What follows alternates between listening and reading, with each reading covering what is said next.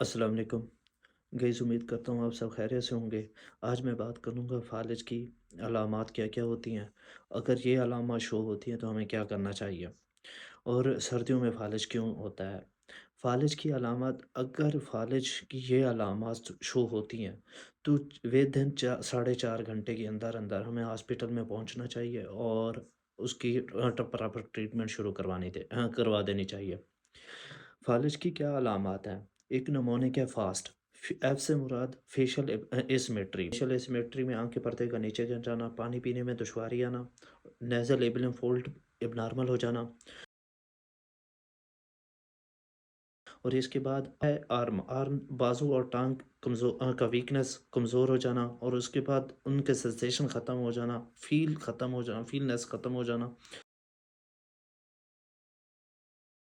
اور اس کے بعد FAST F A S, S سے سپیچ، بولنے میں پرابلم آنا، پراپر بول نہ سکنا۔ لاسٹ پہ آتا ہے ٹائم۔ ٹائم موسٹ امپورٹنٹ ہے، ود ان 4.5 گھنٹے اگر فوری طور پہ اس کو ٹریٹمنٹ نہ کیا جائے، اس کی نہ ہو سکے، تو اس سے جو متاثر یا ڈیمیج پارٹ ہوگا، آرگن ہوگا، وہ پھر ٹھیک نہیں ہو سکے گا، وہ لائف ٹائم کے لیے پرماننٹ وہ پرابلم چلتا رہے گا۔ اور اس کے بعد ہم بات کرتے ہیں سردیوں میں فالج کیوں ہوتا ہے۔ جب ہمارا باڈی کا ٹمپریچر نارمل باڈی ٹمپریچر سے کم ہو جاتا ہے، باڈی کا ٹمپریچر جو نارمل ہے اس سے ہمارا باڈی کا ٹمپریچر کم ہو جاتا ہے، جس کی وجہ سے ہماری خون کی نالیوں میں کنسٹرکشن بڑھ جاتی ہے، پراپر بلڈ پمپ نہیں ہو سکتا، پراپر آرگن کو بلڈ نہیں مل سکتا، برین کو پراپر بلڈ نہیں مل سکتا، اس بلاکیج ہو جاتی ہے اس وجہ سے۔ اور یہ موسٹ ان لوگوں میں ہوتا ہے جو ہائپر ٹینشن کے مریض ہوں، ڈائیابیٹک مریض ہوں، الکوہلک ہوں یا اسموکر ہوں۔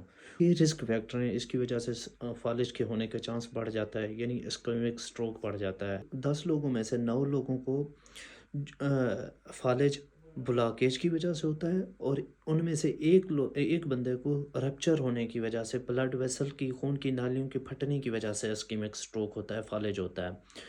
تو اس صورت میں جب تک آپ کو کنفرم نہ کیا جا سکے کہ اسے ریپچرڈ ہے یا نہیں ہے، تب تک اسے ایسپرین یا ڈیسپرین نہیں دینی چاہیے۔ عام طور پہ لوگ فوری طور پہ یہ علامات جیسے شو ہوتی ہیں فالج کی، فوری طور پہ ایسپرین یا ڈیسپرین دے دیتے ہیں، تو یہ اس پیشنٹ کے لیے بہت نقصان دہ ثابت ہوگا۔ اور اس کے بعد فوری طور پہ ہاسپٹل میں جانا چاہیے، ہاسپٹل میں جا کے فوری اس کا سی ٹی سکین ہوگا، اس کا ڈیمیج متاثر حصے کو مینشن کیا جائے گا، اس کے بعد اس کا ٹریٹمنٹ شروع ہو جائے گا۔ پاکستان میں بہت سارے ادارے ہیں ری ہیبلیٹیشن کے، ری ہیبلیٹیشن اس میں فزیوتھراپی کرائی جائے، پراپر ایکسرسائز وغیرہ کرائی جائے، اور سردیوں میں زیادہ تر گرم پانی کا استعمال کیا جائے۔